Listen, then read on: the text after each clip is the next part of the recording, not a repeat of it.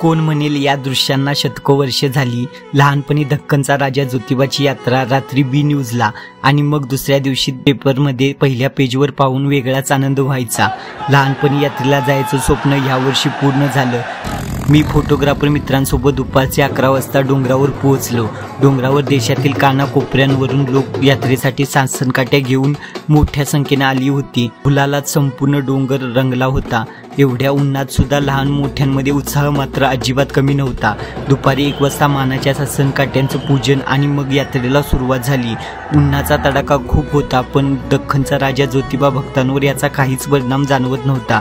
डोंगरावर जागोजागी थंड पाणी, ताक, एनर्जी ड्रिंक भक्तांसाठी सेवा संस्थांकडून बोलवून दिले जात होते। पावला पावलावर अन्नछत्र उभारली गेली होती। डोंगरावर आलेल्या भक्तांची देवरूपी माणसांकडून सेवा होत होती। जसजसा वेळ जात गेला डोंगरावर गर्दी वाढत गेली। भक्त लोक पालखी मार्गावर आपली जागा धरून थांबायला सुरुवात झालेली। कोण कोणाच्या घरावर, कोण कुठल्या कट्ट्यावर, कोण कमानीवर आपली जागा धरून पालखीची वाट पाहत चांगभलच्या जय जयकार करत उभारली होती। लाखोंच्या संख्येने डोंगरावर भक्तांचा सागर गुलाबी चादर घेऊन आला होता।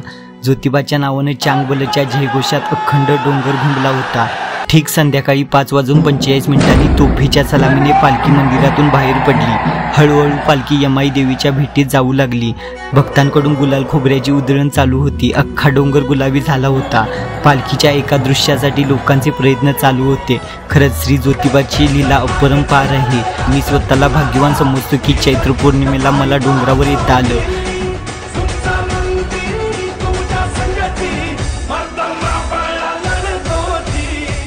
ज्योतिबाच्या नावानं